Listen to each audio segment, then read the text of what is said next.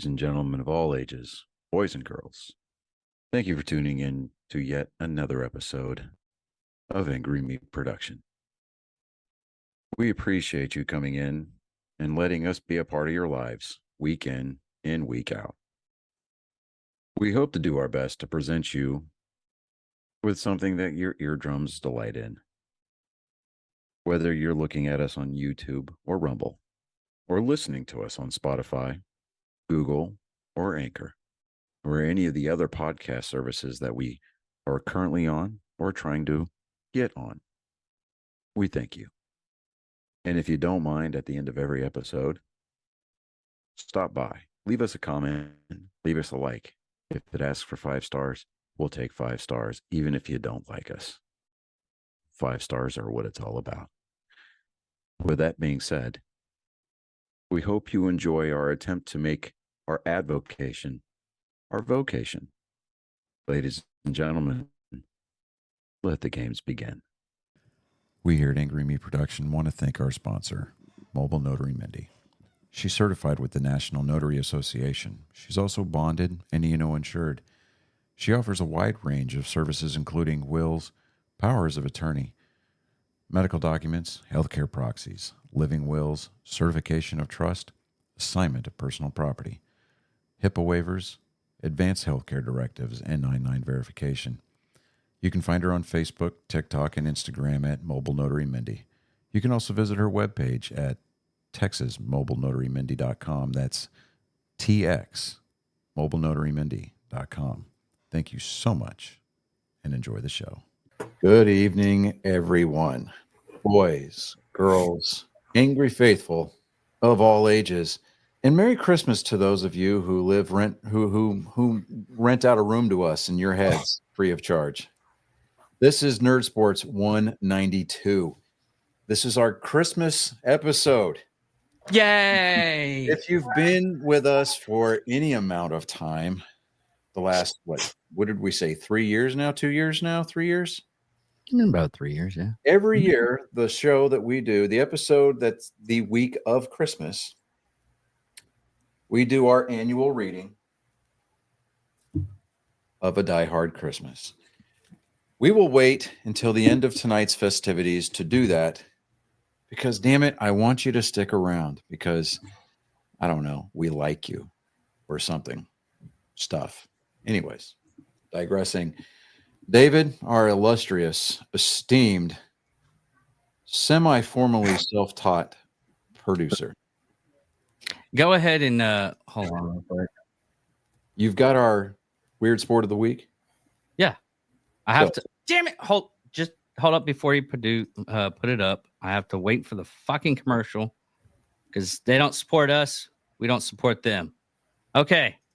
This week, this is the weirdest one. Go ahead and put it up. Okay. There we go. This is the weird sport of the week. It's the HVAC competition. I had a feeling it was going to be that.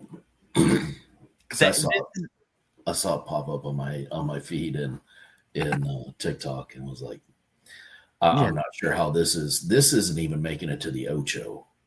Yeah, like we're talking Diez on this one at least, maybe Dose. Oh, dude, yeah, this has got to make at least the dose. I mean, look at this. It's literally see who can put an HVAC unit inside somewhere as fast as possible. But like, come on, man, you're not giving up. It's not 145 degrees in an attic. It's not full of cobwebs. You don't have half your tools missing because some jackass in the shop took everything. And you're not having to deal with the other contractors. Or some of it underneath. Yeah, exactly. You're not dealing with other contractors. Like everything's laid out perfectly. Conveniently out of the way. Like shit, and you have to wait for the electrician to come in eventually. No, to hook up power and everything. That's bullcrap. Yeah. Okay, so just by that alone, yeah, this needs to go on the trace. That's what it is.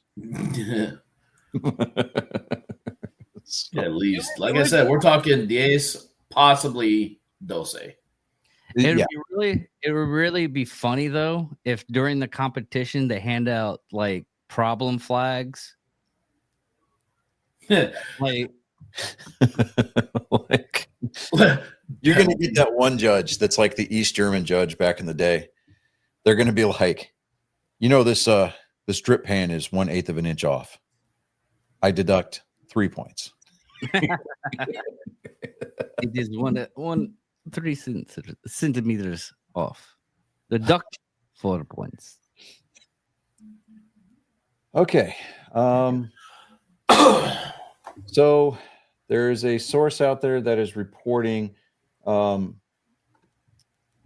the Texas Rangers and free agent designated hitter Jock Peterson have agreed to terms on a 2-year, $37 million contract with an opt-out after one season. The Yeah, I deal saw is that ending too. a physical. Jock, you might want to leave the pearl necklace at home. I'm not real sure that the Rangers fans or the Rangers as an organization, the last Major League Baseball team to host a Pride Night or to have yet hosted a Pride Night, are going to be real receptive of your Diddy Party pearl necklace. So you might want to leave that at home, bud. He's coming off of a year in Arizona where he hit 275. He hit 23 home runs, 449 plate appearances. And let me see, majority of those came against right-handed pitching. He only had 42 plate appearances against southpaws. He had a respectable 749 on-base percentage while facing them. The damage that he does do, though, is against right-handed pitching with a 923 on-base percentage last year. So that should be an interesting, that should be an interesting combination to see how he, thrives at the lunchbox. I mean, it's not really. Is that what they call the That's Ranger? what I'm calling it because that's what it looks like. You've got Jerry World and the Death Star across the street, and then you've got the lunchbox. Okay. In Texas Live, right next to it, just conveniently looks like a thermos. It makes sense, though. It does, It really doesn't it? Yeah. I had to wrap my brain around it. I was like, Johnny's just You're being. like, you know what? Did. He's out of line, but he ain't wrong. Yeah. So, but the Red Sox are they're beefing up their starting rotation. Today, they agreed to terms with veteran right-hander Walker Buehler on a 1-year, $21.05 million contract with incentives. Where is he? Now, Buehler was the World Series hero for the Dodgers last season. Hey, Johnny, where is he from? But I mean, he's most notably, he's most noted for or known for, and much to the dismay of Yankees fans everywhere, he orchestrated that filthy 9th inning in the World Series last year, closing out the series. They gave him a 1-run lead, and he retired the inning. He retired the bottom of the 9th in order. So, and striking out the second biggest douchebag in baseball next to Manny Machado, Alex Verdugo. Yeah, that's right, Verdugo. Doogie, you graced us, the Red Sox nation, with your antics, your gold chains, and your beard. And then you bitched out when you went to New York and tried to throw Red Sox nation under the bus. So with that, I say a hearty fuck you. Buehler is coming in 24 last year. I mean, it wasn't the best year, but I mean, he had 75 1/3 innings pitched. He had a 5.38 ERA, which wasn't a career worst. But he's expecting to lower that ERA. He was averaging 18.6 Ks per 9 innings last year. Yeah, 8.1% walk rate and a 1.91 home runs over 9 innings last year, which is rather good. I mean, it was amazing to see how stingy he was about giving up the long ball. I mean, and as much as I would have loved to have seen the Red Sox re-sign Nathan Eovaldi re-upping with the Texas Rangers, there's one thing that Eovaldi is notorious for, and that is being a sucker for giving up the long ball. So, but with Buehler coming in, that definitely gives the Red Sox front end help on the starting rotation. The bullpen is really where we need to pick up, some extra arms going into spring training next year. Just because if you look over the course of the season, the first half of the season was okay. The Red Sox bullpen was pretty much lights out, but then after the All-Star break, it was like everybody kind of ran out of gas at the same time, and they really kind of limped towards the finish line. And I think that the bullpen, in addition to the starting rotation, pitching just in general for the Red Sox is ultimately what cost them, a shot at a decent record last year. So hopefully things will get turned around. I know that they've been making some moves. They, being the Red Sox, have been making some moves. I mean, like I said, they just acquired Garrett Crochet from the White Sox. I mean, that is going to be a pretty decent starting rotation. You've got Buehler, you've got Crochet, you've got Tanner Houck, Luis Giolito, and Brian Balow. Brian Balow was coming on strong there towards the end of the season.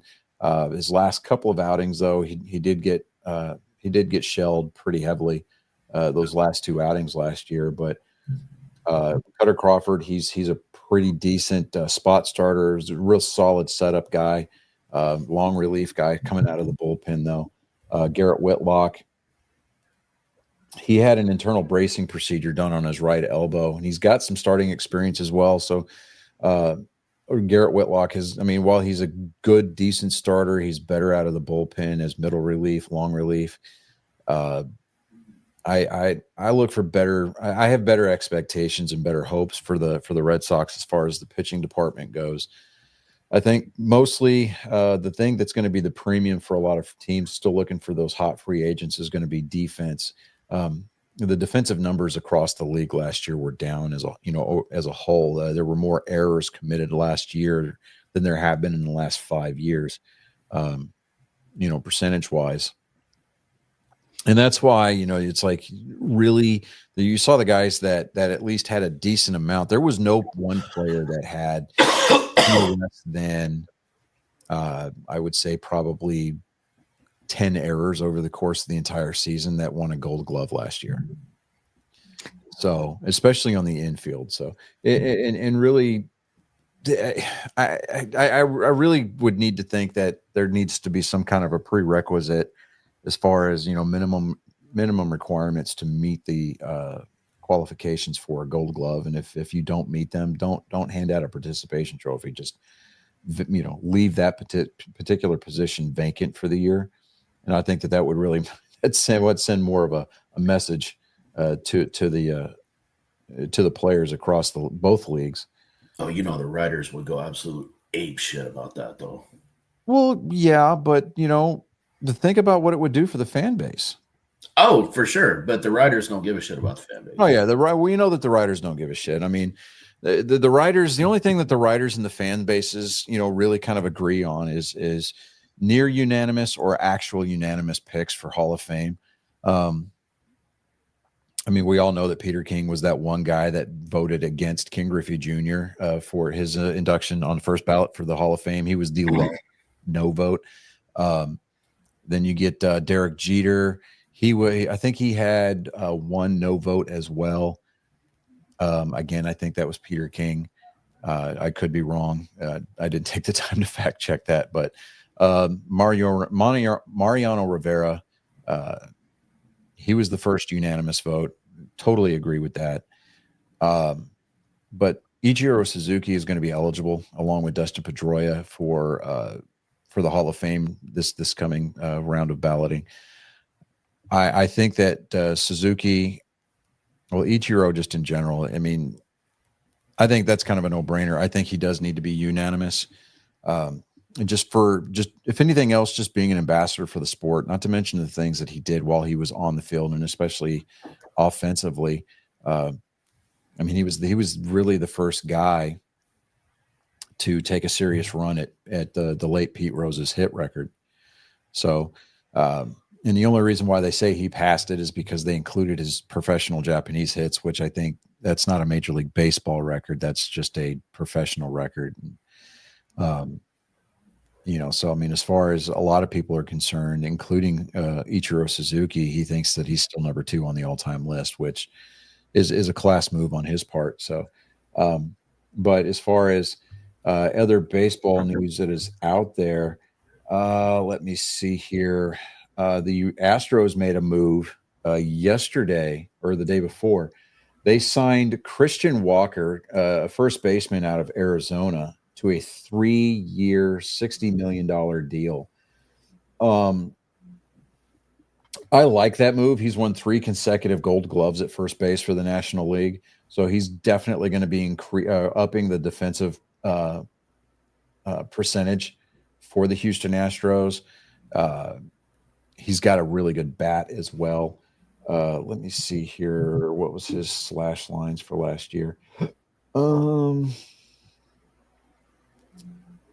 Cannot find his slash lines. Let me see here. Yeah, I mean, but with Walker, he's going to be coming in replacing Jose Abreu, who was released last June after posting a .362 on base percentage with 2 home runs in 35 games last year. John Singleton, just an absolute bruiser, got most of the starts at first last year for Houston, but Walker did finish last year with 26 home runs, 84 RBIs in 130 games. He might have hit that 30 home run plateau if he hadn't gotten injured last year, but he's definitely I really kind of try to shy away from using the term that a hitter's swing was tailor-made for certain parks, right? You hear a lot of guys that are rumored to be tied with the Red Sox going, well, his swing is tailor-made for the Green Monster in Fenway Park. How about just shut the hell up? I mean, these are professional hitters. They're either going to pull the ball or they're going to go oppo taco. And, these are, like I said, professional hitters know how to hit directionally. You got situational hitting, and then you got directional hitting. I mean, he is right-handed. So, I mean, if he's a natural pull hitter, yeah, those Crawford boxes are going to look real appealing to him at Daikin Park. Note I almost said Minute Maid, but it's going to be. I think that it's a good move. I mean, he did joke. He's going to be wearing the number 13 for the Astros. I like the number 13 personally. I don't see any bad luck with it. But he did make kind of a joke. He goes, I've got some pretty big shoes to fill, because the last guy that played first base was Abreu, and everybody kind of chuckled because Abreu's got large, and I mean absolutely massive feet. I mean, I think the guy wears like a size 18 or something like that. So, but it's gonna. I think that was a good pickup. The Alex Bregman saga still has not fleshed itself out. I think that the Alex Bregman thing is going to drag itself on into early February. He might be a last minute signing for somebody just before camp starts. So I don't know. We'll see. There's a lot of people obviously that want Bregman to stay, to include Jose Altuve. But there's a lot of other teams that are out there shopping for him, to include the Red Sox. The Yankees were rumored to be making a run at him, but they've got their third base corner kind of locked down. So I think that move was more of just to drive the price up, or at the very least, so sign him so that way no other teams could, and then release him, kind of a situation. So I don't know. It's not. It has never been beyond the scope of the Yankees to do that. I know that the Red Sox have done that to the Yankees, and vice versa. It just adds another level to the rivalry where the front offices get involved. So, but other than that, not a whole ton of baseball news going on. There's one thing that you're forgetting. Oh, please enlighten me. Ricky Henderson died of the Oakland A's. Oh yeah, okay, yeah, you're right. And I did see that. I retweeted that before you actually texted it out.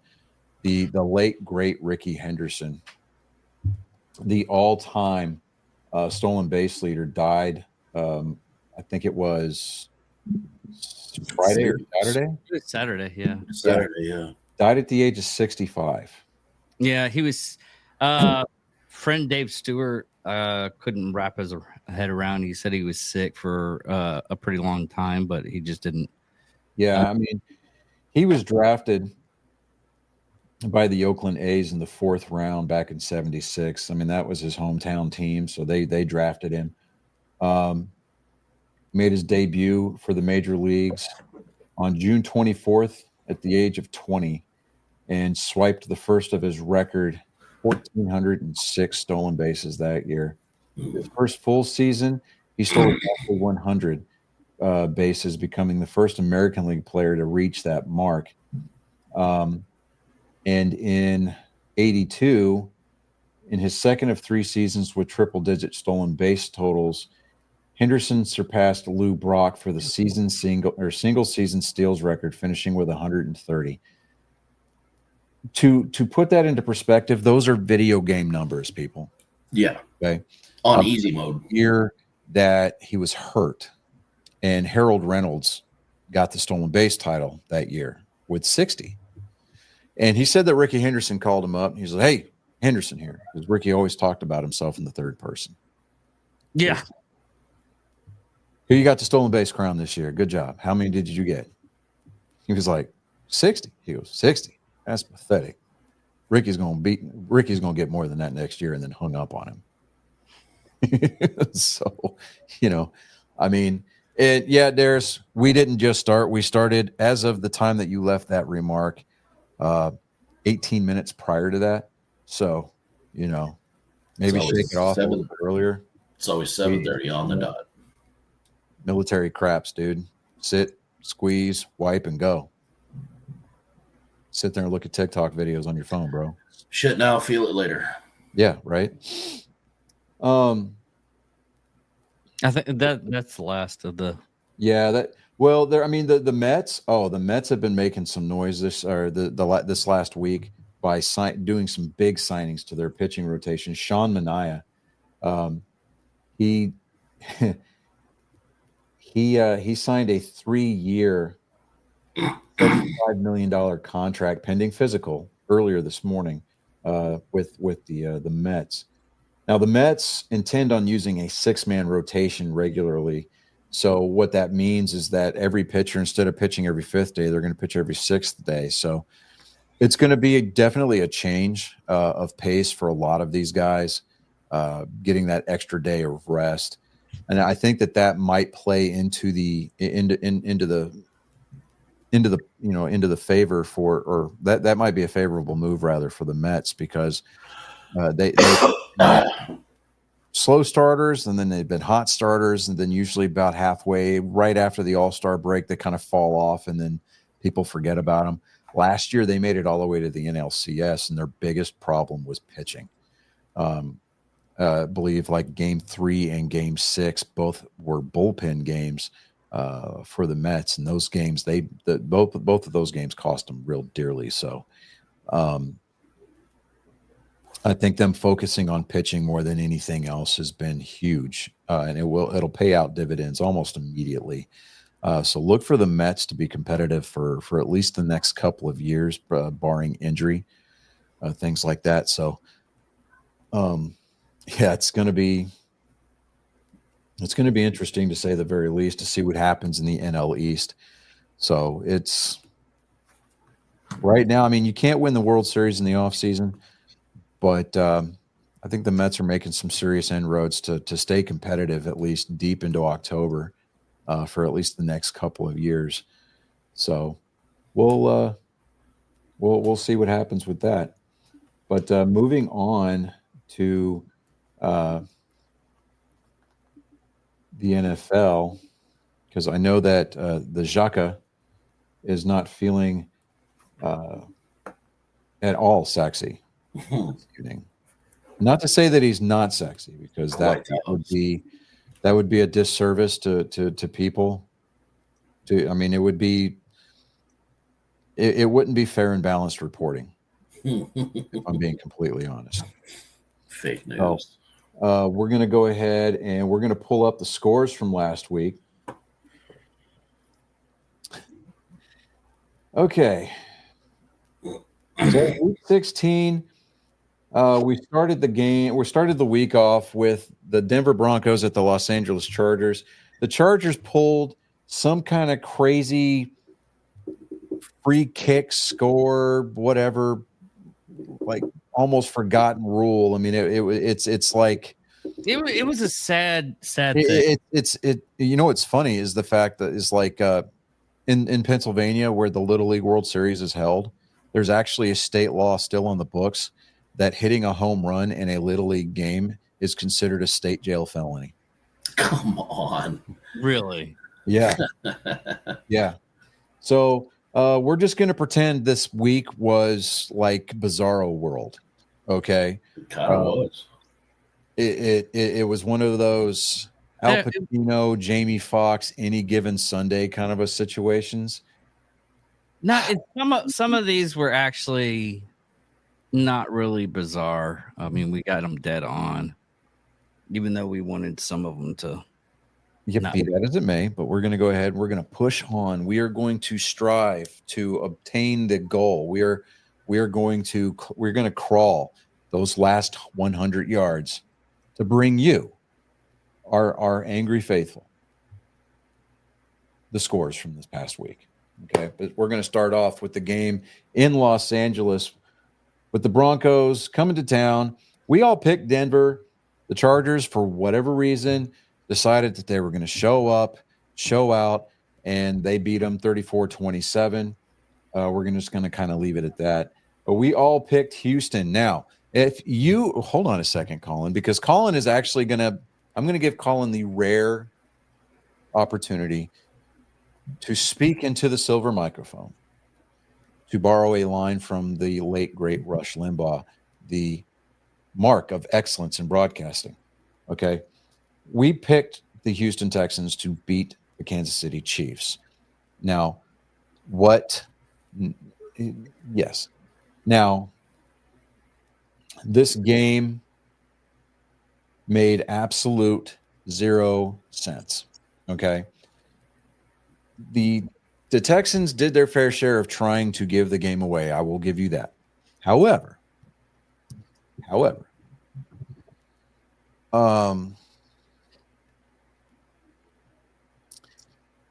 we saw egregious examples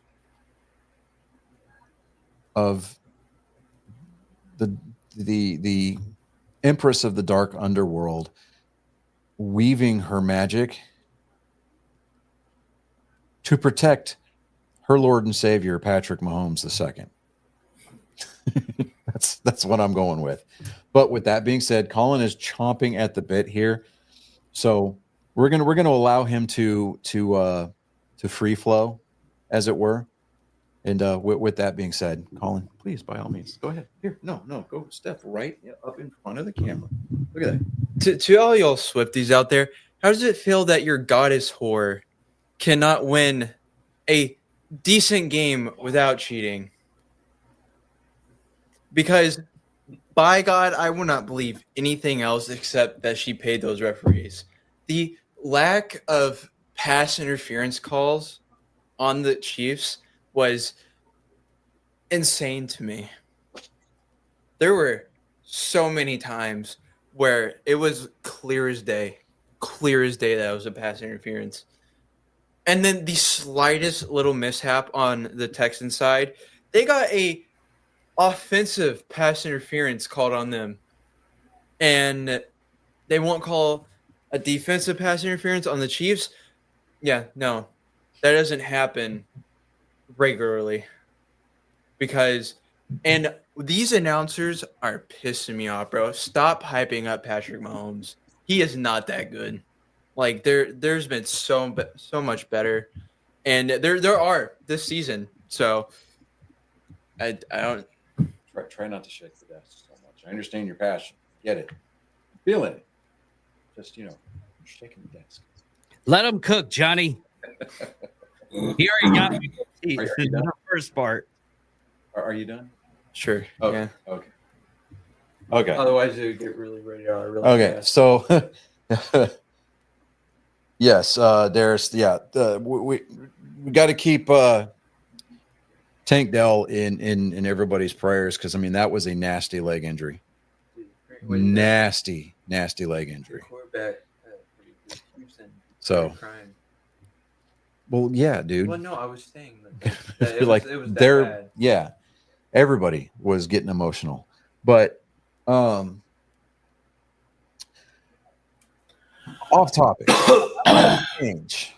I want to change the lexicon here. We shall no longer refer to these as wife beaters. I think we should refer to these as ribbed McLean tank tops. Just call it the McLean. Or just call it the McLean. Thank you very much. There we go. Yeah. So all in favor, say aye. Aye. All Aye. those opposed? Motion passes unanimously. Okay. Okay. Moving on. We didn't start the week off on a high note at all. Colin, however, he gets the first, well, before Darius goes off and loses his ever-loving mind. We're talking about people that are officially a part of the show that have a spot on the panel. Colin picked the Ravens to beat the Steelers. And he was the only one that did. So, Colin weaving some of that black magic. Steelers just aren't. You're a warlock whore. No, Steelers just aren't that. Like Ravens. On the bright side, the Michael Penix Jr. era has arrived in Atlanta. A mere 9 months after Kirk Cousins signed that monstrous deal to play quarterback for the Atlanta Falcons, he was benched. Michael Penix went out there, and while it was a decent showing, he had no touchdown throws. He did give up an interception, but he threw for over 200 yards in his starting debut for the league. He went out and got the birds. By God, he got him a win. So good job on you, young man. Good job. Moving on, we all picked Arizona. And, well, the Panthers showed up and decided to play football. And I'm not mad about that. I'm not mad about that at all. The end of the year. I mean, I was listening to the game on Sirius, and I found myself tuning into the Carolina broadcast, and you'd swear these guys were calling a high school football game because they were talking about like some serious school spirit event, serious school spirit. And I'm like, man, these dudes they sounded like your stereotypical homers. They really did. I mean, it's like, yeah, I know that we've lost a lot of close games, but they've been really playing well. I mean, and that loss to the Dallas Cowboys, that wasn't a downtrend. That was an anomaly. I mean, those are things that were actually said. And I'm sitting there thinking to myself, these guys are on the radio saying this shit with a straight face. Oh, well. That being said, we started riding the ship and getting back to our winning Angry Me ways. We all picked Detroit to beat the Bears. That was kind of a no-brainer, but we went ahead and did it anyway. And then we all picked Indianapolis to beat the Titans. That was an 8-point margin in our favor. Go us. Then we picked the Rams to beat the Jets. That happened 19-9. And then something happened. It was a bad conversion on that. Something happened. Jalen Hurts got hurt, and then it just kind of seemed like the backup quarterback didn't know how to quarterback. The Commanders beat the Eagles. We're like, I'm sitting here going, huh? What? Doesn't even sound right. People. It's It does bizarre. not even sound right. We did all pick the correct winner for the Battle of Ohio. The Bengals showed up and shut down the Browns, silenced the dog pound that did travel. Good times. And then we all picked Minnesota. Minnesota handled the Seahawks in Seattle, which is no small feat considering the decibel levels that are hit in that stadium. And then we picked Buffalo. I thought Buffalo was going to run away with that game, but the Patriots and Jared Mayo showed up. What is going on in New England? Like when they showed up to that on that game, they put a big fight on that one. Yeah, I mean and nobody was expecting that big of a fight. But I think with Jared Mayo showing, being named as the starter, I think that kid is starting to find his feet in the NFL, and he's starting to figure the game out. He's going to be scary for the next couple of years. He really is. It just depends on what New England plans on doing as far as securing an offensive line for him, because the kid can run. So we'll see what happens going forward. We all picked Jacksonville.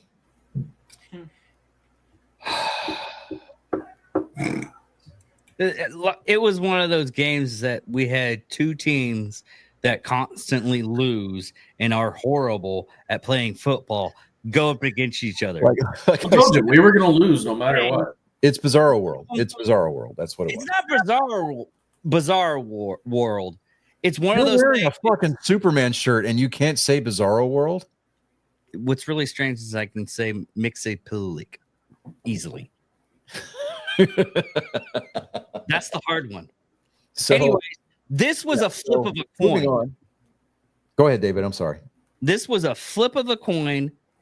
We're like, it's they're playing football. That's all we're gonna be able to see. That's about it. Next up was the 49ers at the Dolphins. We had a split house on that one. Chris, you and I took the Niners.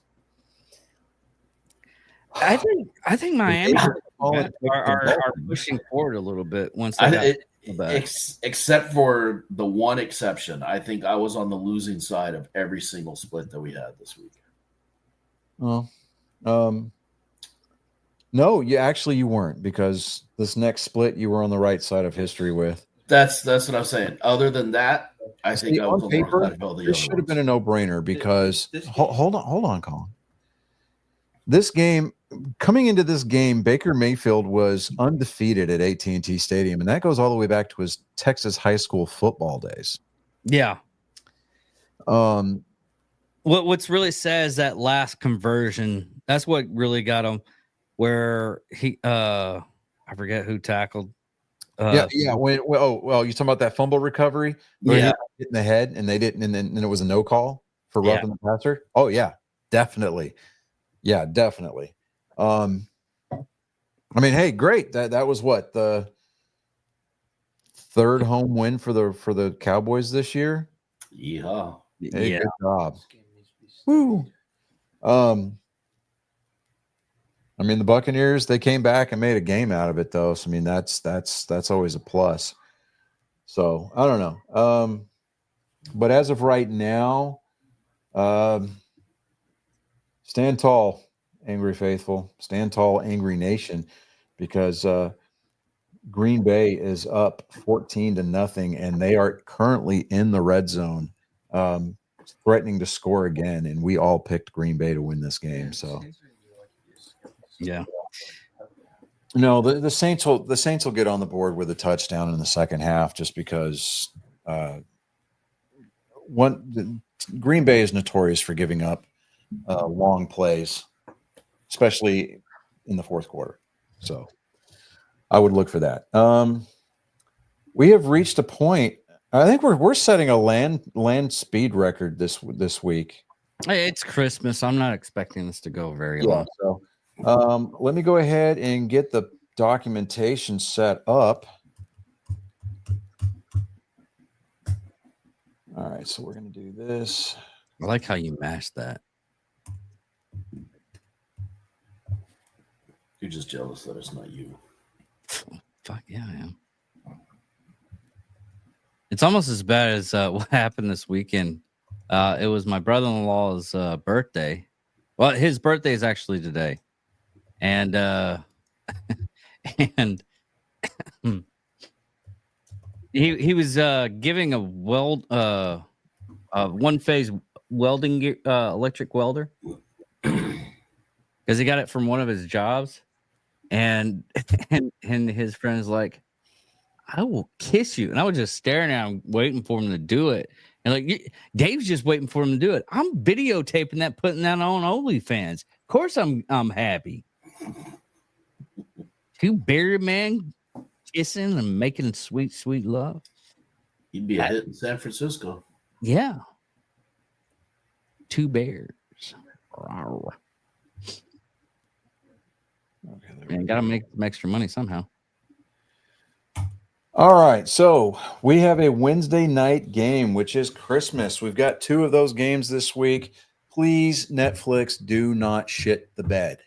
Hey, what are the odds? I think I want to see the odds on betting sites that Netflix just goes down and screws the pooch the whole time. Netflix is going to see a huge dip in their viewership during the halftime show.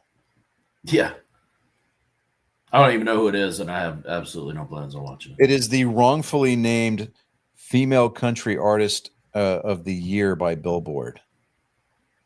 I don't even know who it is. She's married to the pedophile Jay-Z. Are you fucking kidding me? Yeah, No. they got Beyonce. Because, hey, look, we were trying to not say her name, jackass. See, now you breathed life into it. Yeah, she goes right up there with Voldemort.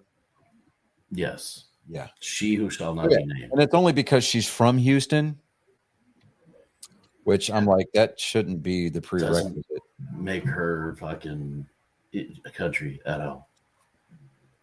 I mean, what I think would be entertaining is if there was like a huge power outage at NRG during halftime. That would be awesome. That would be great.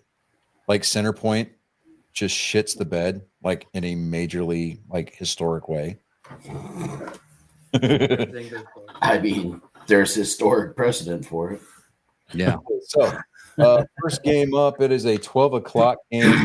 It is the Chiefs at the Steelers. I think Steelers might be able to. No, it's gonna be Chiefs. Who said Steelers? David, did you say Steelers?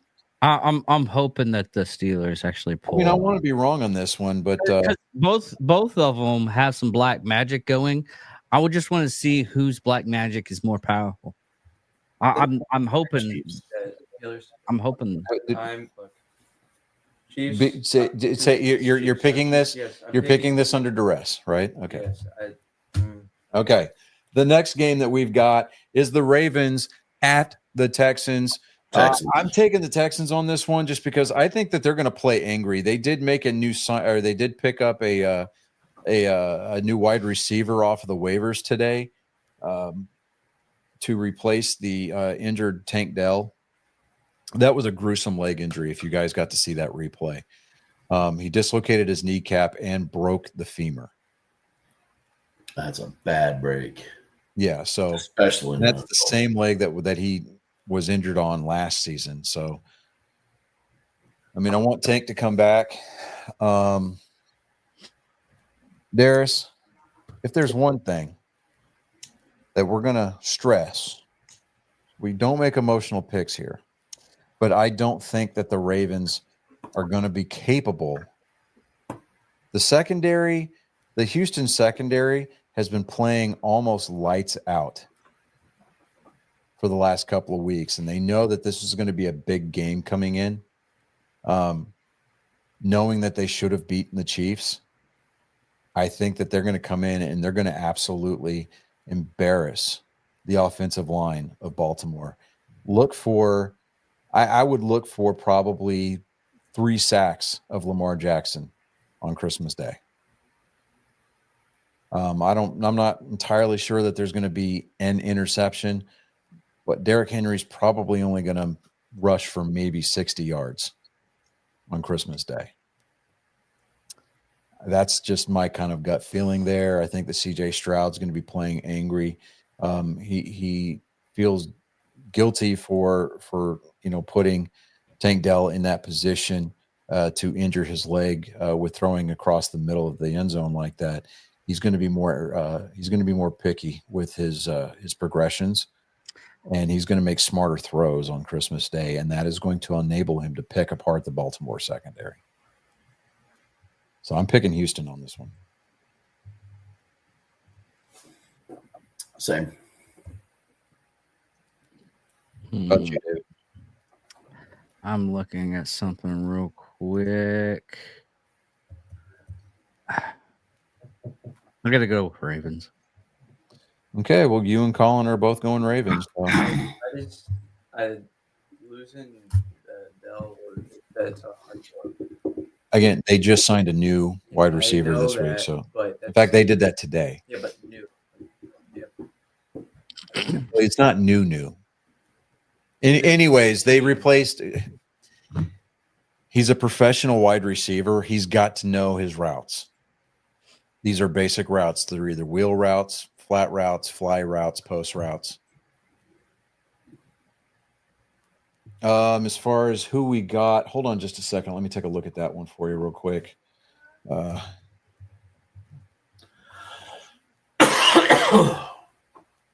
That is going to be John Mitchell the third.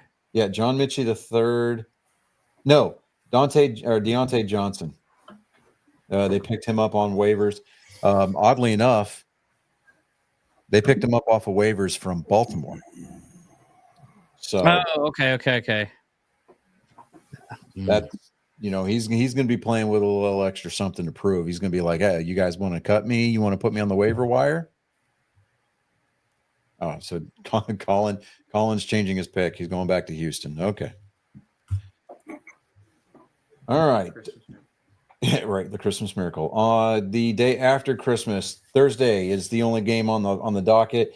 It is the Seattle Seahawks at the Chicago Bears. I'm picking Seattle on this one just because Chicago, I think that they've pretty much resigned themselves to the fact that their season is over. Caleb Williams is not what they bought, not what they drafted. I'm not saying anything like that. Okay, hold on that. The idea that Caleb Williams had a first overall pick wasted on him. No. Hold on that one. Last year, before they drafted him, they were dog shit. Legitimate dog shit. They're still legitimate They're dog still shit. dog shit, but they have like corn in their feces now, so they could actually grow something. They're actually doing a little bit better than last year with him on the team. He played the bare minimum at the college level. If Caleb Williams expects to be taken seriously as an NFL quarterback, I think at the very least, maturity-wise, he needed to stay one more year at SC. He needed to play that out, then enter the draft. He would have not gone first overall, but he would have been first round, maybe top 5 pick, regardless, because he does have talent. I just think that his maturity level and his ability to process the speed of the game is not there. It is not what the pundits at ESPN, the experts in the Bears organization, it is not what they thought. They looked at him playing the college game in a system that was geared for his type of throwing style. He is at this point, he is a glorified backup who landed a starting job based on his contract. I mean, this guy comes in talking the biggest shit in the world. He's talking about he's going to change the culture in Chicago. People better get used to seeing Lombardi trophy stack up in the trophy case, that kind of a thing. And then when he got there, he fell flat on his fucking face. 100%.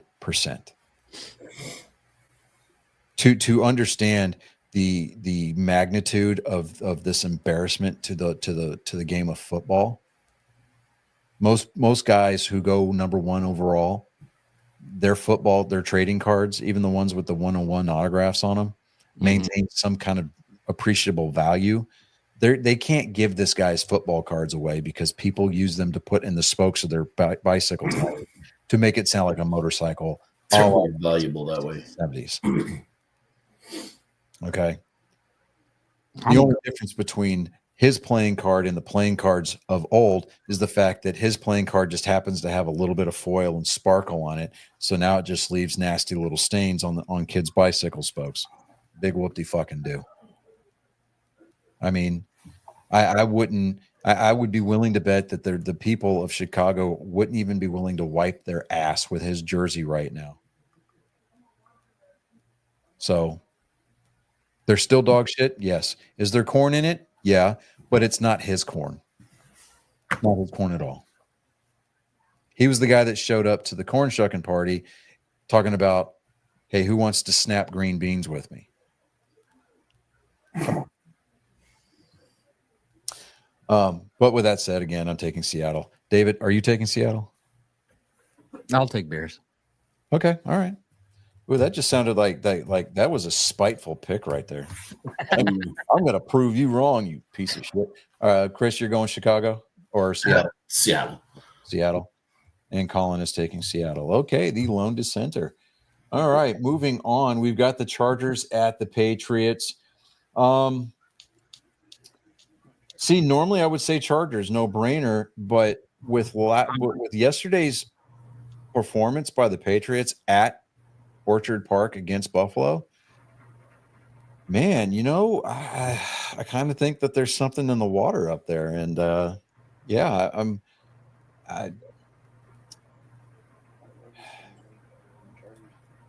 I'm going Chargers. Yeah, Chargers. I have absolutely no faith in the Patriots. I'll tell you what. Yeah, I'm going to go Chargers, but it's going to be. I'd like to see. I'll give them some Vegas odds. I'll say Chargers by 2.5. I'd like to see New England. That's fair, but yeah, I don't think they are.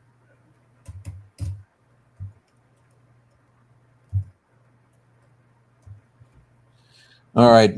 Next up, we've got the Broncos at the Bengals. The Bengals at this point, again, they're theoretically still in the hunt for a playoff spot. Actually, you know what? No, I think they've been eliminated. They've been eliminated. Were they eliminated? I think they were. Yeah. I'm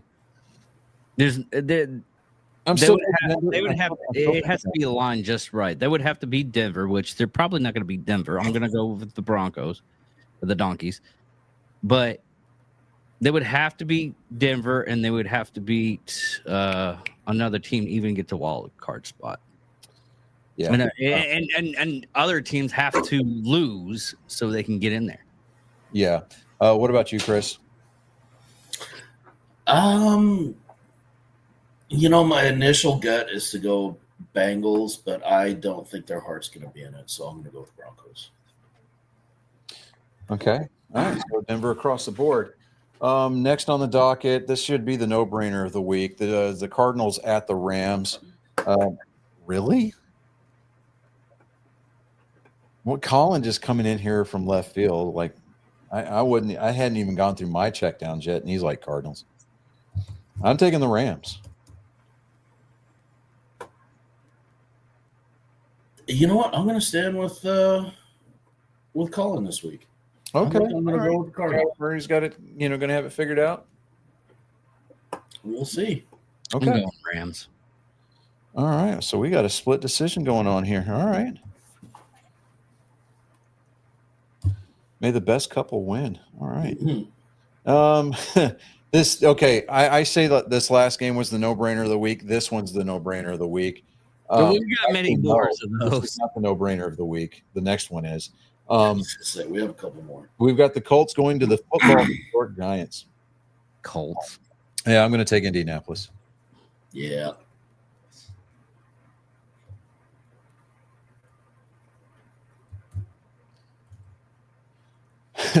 The no-brainer of the week, everybody.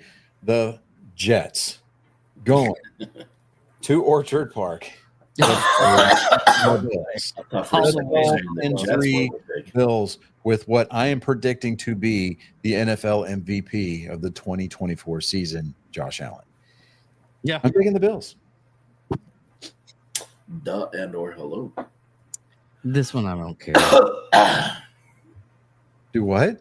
I don't care on this next one. Yeah, this one. Yeah, this next one. You know what?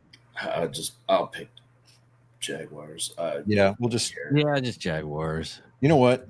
Just so that way we can cover our bets. I'll take Tennessee as a mercy pick. All right. At least somebody's right. Yeah. Yeah, I mean, at least one of it. At least somebody's going to be right on this one. So there's that. After that, we've got the Raiders at the Saints. Saints. Saints. Saints. Yeah, I'm going to take New Orleans on that one also.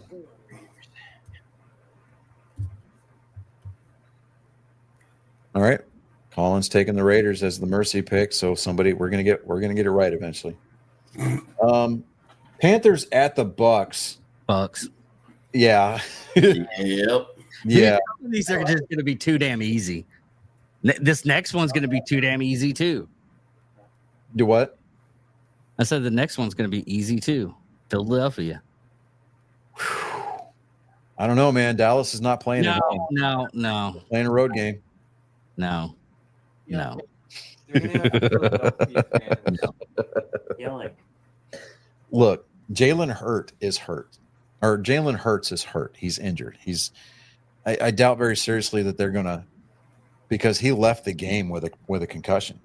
He has to go through a 2-level clearance. He's got to go through the team physician and an independent physician contracted by the NFL to clear concussion protocol. I doubt very seriously that he's going to make it. Still choosing their hat. Still choosing Philadelphia.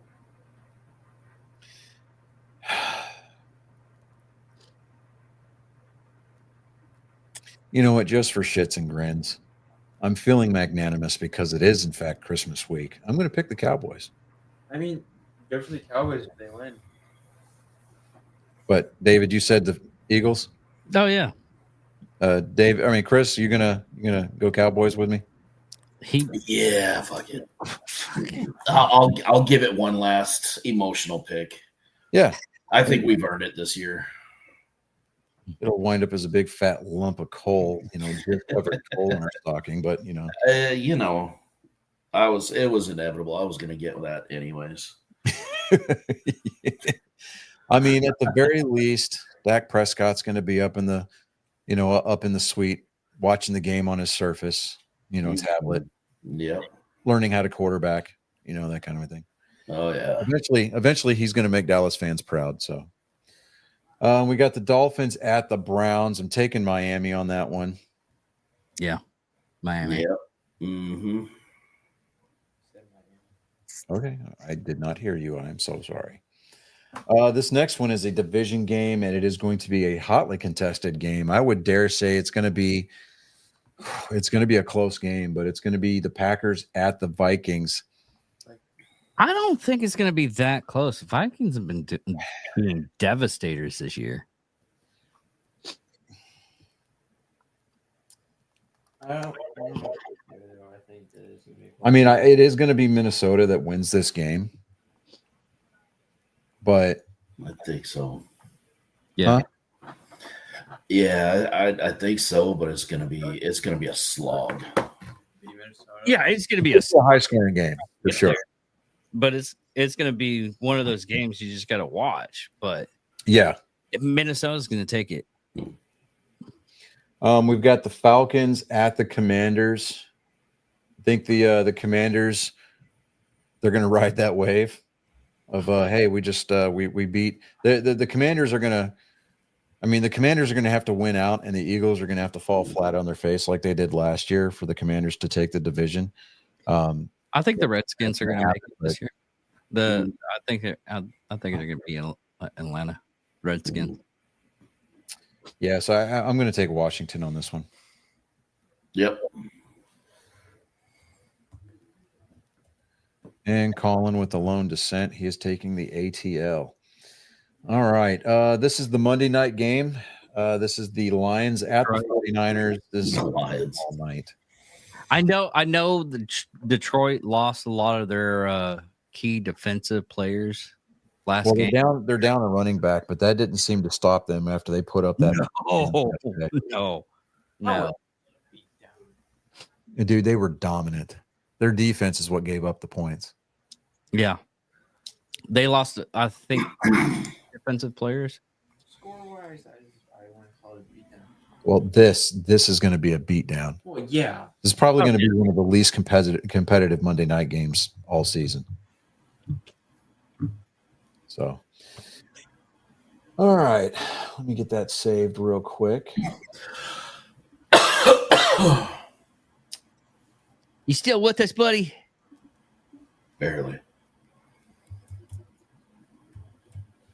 Is that week 17? Yeah. We're going to do that. Yeah, they had 3 defensive players questionable from the Chicago Bears game. Yeah. And they still...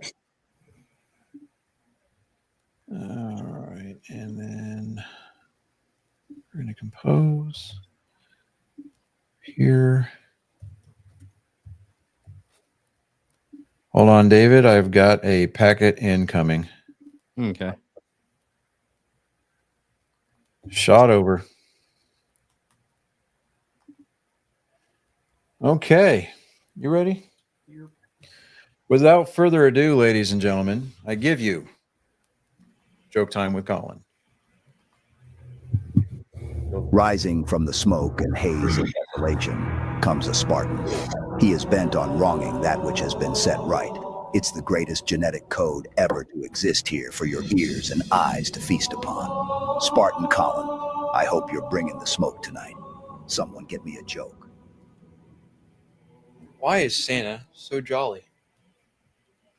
'Cause he knows where all the naughty girls live.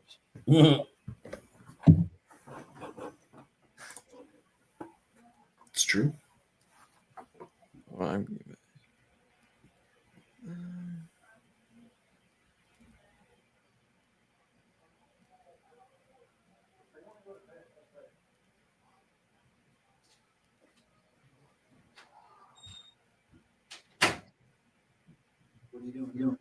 getting my other joke.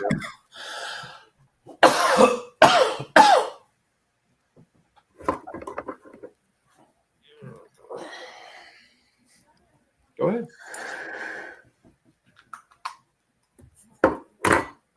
What do you call it when you masturbate while you're high? Hijacking. Is that all you got for the week? Slipping out through the fog Okay. of war, this Spartan continues the fight. Yeah, we're Your gonna- souls have become collateral We're gonna be damage done before in the 9 battle o'clock this against year. the flood of moral supremacy. Leave your expectations at the door on your way out and marvel before the pillar of tactical prowess. Ladies and gentlemen, angry faithful of all ages, this has been Joke Time with Colin.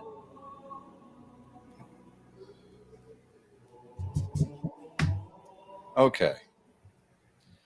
So gather around, ladies and gentlemen.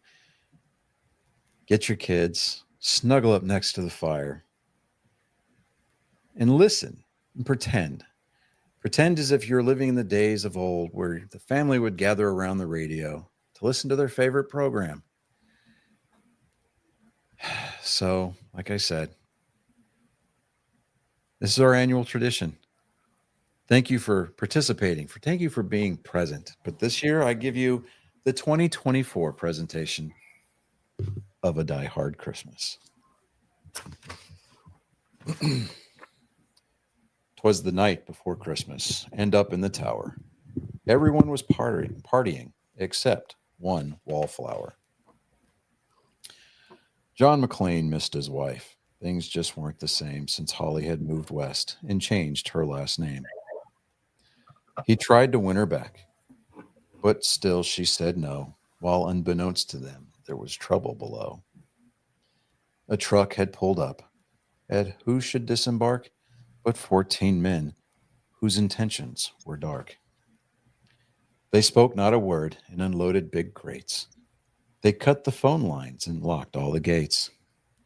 Carl swept the ground floor, shooting every guard dead, while visions of bearer bonds danced in his head. John took off his shoes, making fists with his toes. It actually worked. Well, what do you know? When out in the lobby, there arose such a clatter He sprung to the door to see what was the matter. When what to his wondering eyes should appear, holy crap, there are terrorists here. John hid under a table where no one could see and watched Hans question Mr. Takagi. I'm going to count to 3. There will not be a 4. Give me the codes to open the vault door. I don't know the codes, so go ahead and shoot.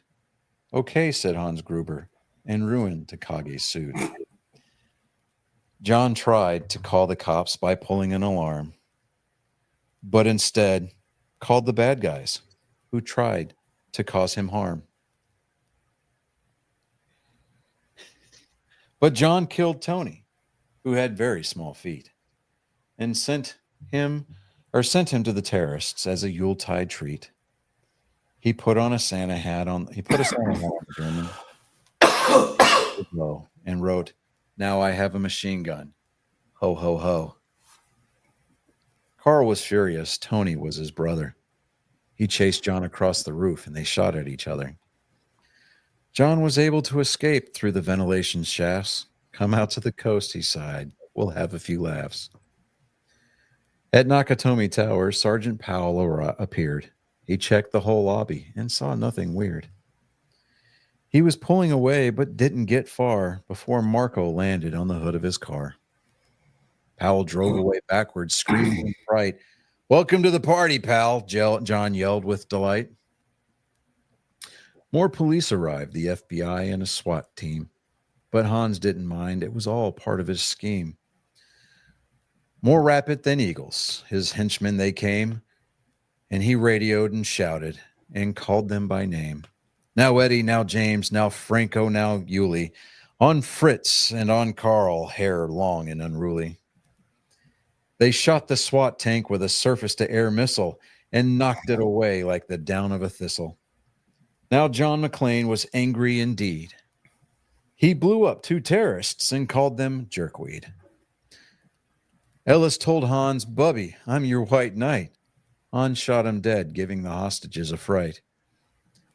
Hans went to go check on the explosives fuses and saw that poor John wasn't wearing any shoes. John fled from Carl and Hans, but alas, had run barefoot over sharp, broken glass. His feet, how they hurt, his soles, oh, so bloody. John crawled to the bathroom and called his good buddy. John was weary, ready to throw in the towel, until he got a pep talk from Sergeant Al Powell. Powell was chubby and plump, a right jolly old cop, and he trusted the cowboy in the tattered tank top. But a reporter was probing into McClane's life and revealed that Holly was actually John's wife. Hans quickly flipped over the gold picture frame. "It's a pleasure to meet you, Mrs. McClane."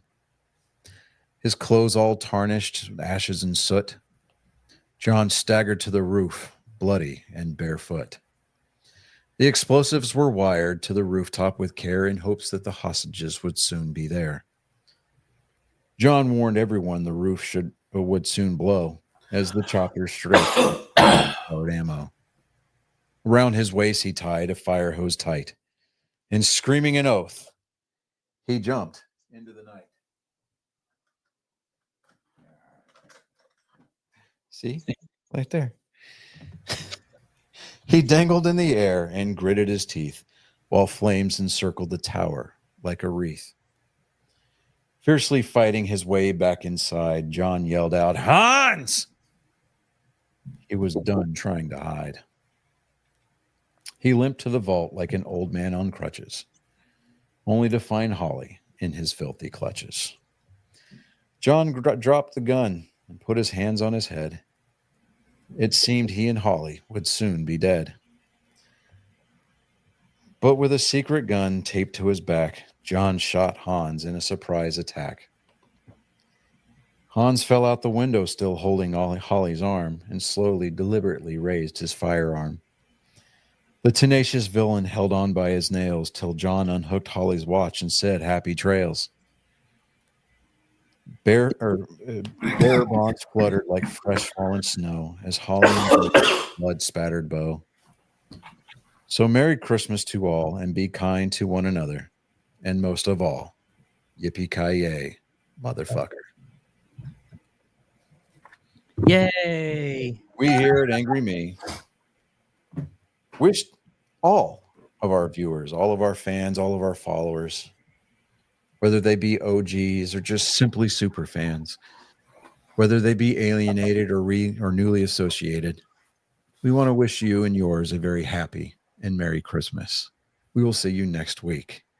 And with that, we will not sign off with our usual repertoire, but we will just simply say sleep well, sleep tight,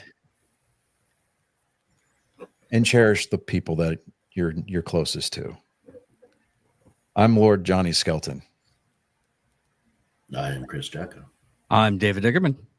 I'm Colin Skelton. And you've become privy. You've become indentured. Thank you for tuning in to episode 192 of Our Nerd Sports. Farewell and good night. And we're ending the stream.